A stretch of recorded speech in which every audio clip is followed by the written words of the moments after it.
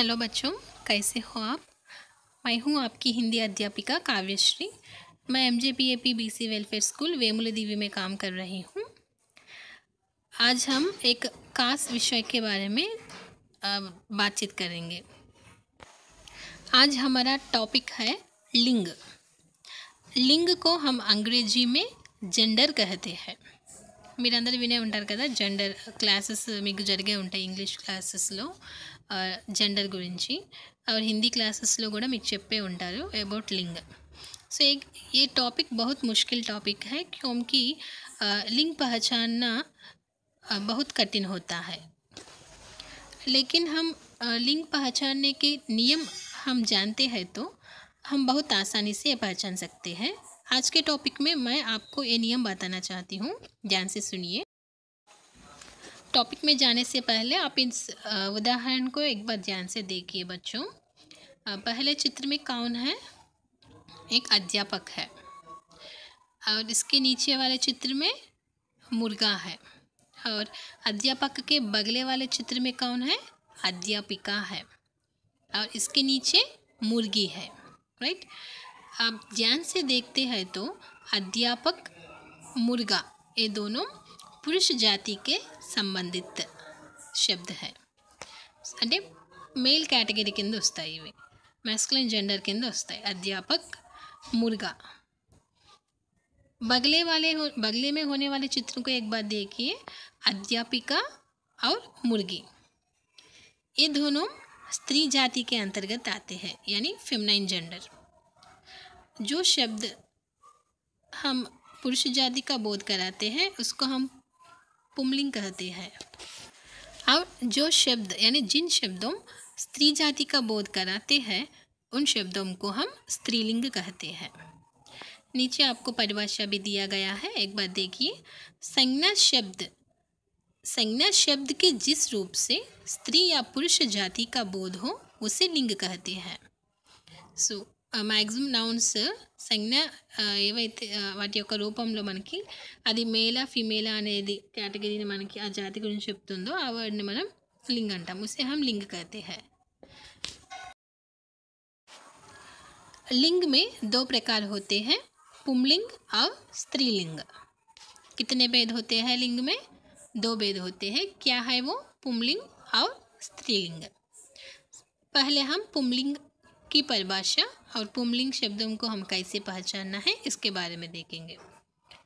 पुरुष जाति का बोध कराने वाले शब्द पुंलिंग कहलाते हैं। సో ఏ వర్డ్ అయితే అది మేల్ కేటగిరీ కింద వస్తుందని మనకు చెప్తుందో దాన్ని మనం పుంలింగ్ అంటాం। ఫర్ ఎగ్జాంపుల్ దాదా, మాలి, కబూతర్। సో వీటిని చూస్తే మనకి అర్థమవుతుంది ఇవి వీళ్ళందరూ మేల్ కేటగిరీ కింద వస్తారు, मैस्कुलिन जेंडर అని। సో पुंलिंग। अब इस चित्र को ध्यान से देखिए बच्चों। अब हम स्त्रीलिंग के बारे में देखते हैं। स्त्री जाति का बोध कराने वाले शब्द स्त्रीलिंग कहलाते हैं। సో స్త్రీ ఫెమినిన్ జెండర్ గురించి చెప్పేది మనం స్త్రీలింగ్ అంటాం హిందీలో। ఇందాక దాదా ఇచ్చారు కదా, సో దాదా పుంలింగ్, స్త్రీలింగ్ ఏమవుతుంది? దాదాకి దాది। నెక్స్ట్ మాలి ఇచ్చారు, మాలికి స్త్రీలింగ్ వచ్చి మాలిన్। कबूतर, कबूतर की स्त्रीलिंग होता है कबूतरी। सो जो शब्द स्त्रीलिंग यानी स्त्री जाति का बोध कराते हैं उसको हम स्त्रीलिंग कहते हैं। यहाँ तक आपको क्लियर है ना? लिंग दो प्रकार के होते हैं, पुंलिंग और स्त्रीलिंग, मैस्कुलिन जेंडर और फेमिनाइन जेंडर। पुंलिंग में पुरुष जाति का बोध कराते हैं और स्त्रीलिंग में स्त्री जाति का बोध कराते हैं। हम प्राणीवाचक संज्ञाओं को बहुत आसानी से पहचान सकते हैं इसका लिंग क्या है, लेकिन अप्राणीवाचक संज्ञाओं को हम इसका लिंग पहचानना बहुत मुश्किल होता है। अब मैं आपको एक चित्र दिखाती हूँ, ध्यान से देखिए। देखिए बच्चों, लिंग की पहचान ఇక్కడ మీకు కనిపిస్తున్నాయి కదా వర్డ్స్ చూడండి। చీనీ అంటే షుగర్, मंदिर मीन्स टेम्पल, कमीज मीन्स शर्ट। क्या आप इन शब्दों यानी इन संज्ञाओं का लिंग पहचान सकते हैं? వీటి యొక్క జెండర్ అనేది మీరు ఫైండ్ అవుట్ చేయగలరా? షుగర్, టెంపుల్, షర్ట్, వీటి జెండర్ ఏమై ఉండొచ్చు? పుంలింగ్ కింద వస్తుందా, ఇది స్త్రీలింగ్ కింద వస్తుందా? कोई भी पहचान सकते हैं? अप्राणीवाचक संज्ञाओं को हम लिंग पहचानना थोड़ा मुश्किल होता है ना, सो ये भी हम बहुत आसानी से पहचान सकते हैं। इसके लिए मैं अब आपको कुछ टिप्स बताना चाहती हूँ, ये ध्यान से सुनिए। इसकी सहायता से आप लिंग आसान से पहचान सकते हैं। एक बार इन वाक्यों को पढ़िए बच्चों। मैंने केला खाया, मैंने केला खाया। मैंने लीची खाई, मैंने लीची खाई। उसने ताला खरीदा, उसने ताला खरीदा। उसने पुस्तक खरीदी, उसने पुस्तक खरीदी। इन वाक्यों में केला, लीची, ताला, पुस्तक, इन संज्ञाओं का लिंग क्या हो सकता है? क्या पहचान सकते हैं इसका लिंग क्या हो सकता है, क्या होता है? ఫైండ్ అవుట్ చేయగలరా? వీటి యొక్క జెండర్ ఏమై ఉండొచ్చు? పుంలింగ్ కింద వస్తుందా లేదా స్త్రీలింగ్ కింద తీసుకోవాలా? సో మీకు ఎవరికైనా తెలుస్తుందా? देखिए बच्चों, केला खाया, ताला खरीदा। సో ఈ సెంటెన్స్లో కేలా, తాలా అనేవి పుంలింగ్ కింద వస్తాయంట. लीची, काई, पुस्तक खरीदी। सो लीची और पुस्तक स्त्रीलिंग के अंतर्गत आते हैं। हम वाक्य ध्यान से देखते हैं तो वाक्य में क्रिया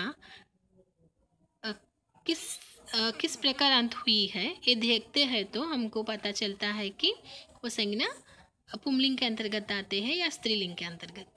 సో ఇది ఒక స్మాల్ టిప్ అనమాట మీకు. ఇప్పుడు చూడండి కేలా కాయ.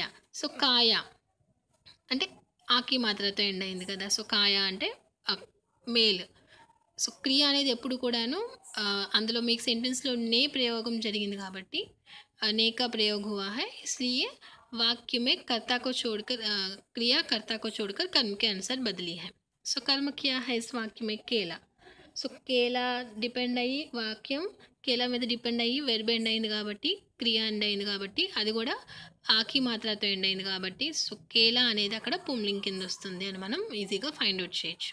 केला वहाँ पुंलिंग के अंतर्गत आता है. और ताला खरीदा. सो यहाँ भी खरीदा इस वाक्य में भी ने का प्रयोग हुआ है. और ने का प्रयोग होते समय हम कभी भी क्रिया कभी भी कर्म के अनुसार बदलती है. इस वाक्य में कर्म होता है ताला. सो खरीदा से अंत हुई है, ताला पुंलिंग है. और लीची काई. सो काई से अंत हुई है यानी स्त्रीलिंग का बोध कराते हैं हमें यहाँ. सो लीची स्त्रीलिंग के अंतर्गत आती है. उसने पुस्तक खरीदी.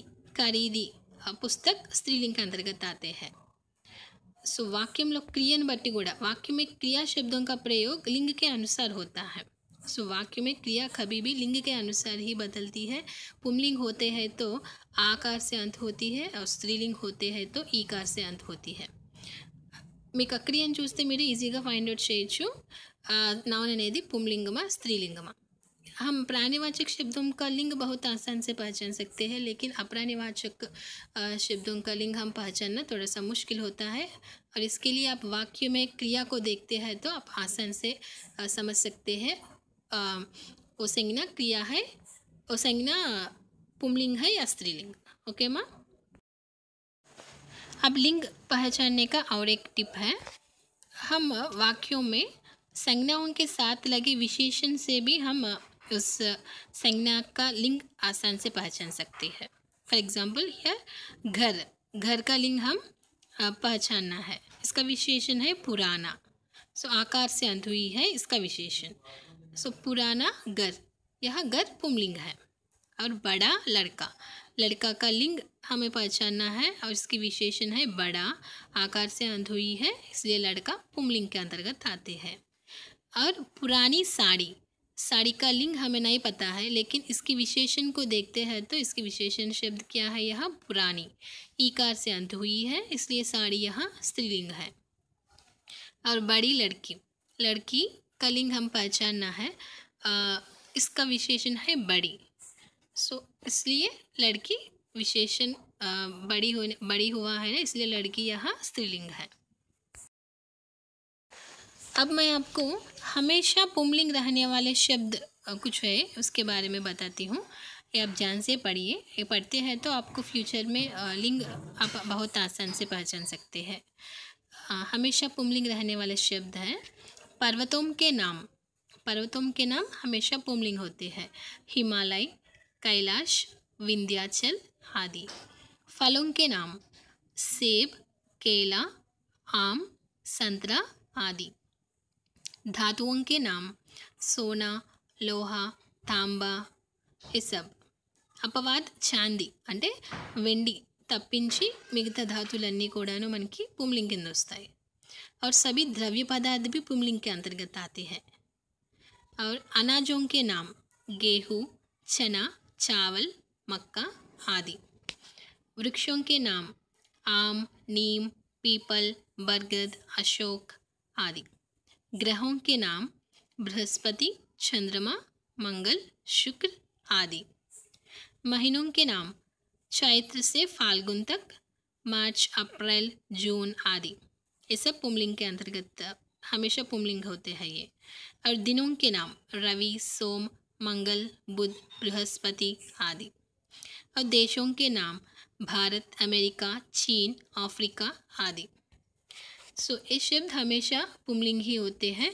आप ये एक बार पढ़िए, याद रखने की कोशिश करिए। आप ये वर्ड कहीं भी देखते हैं तो आप बहुत आसान से बोल सकते हैं ये पुमलिंग शब्द है।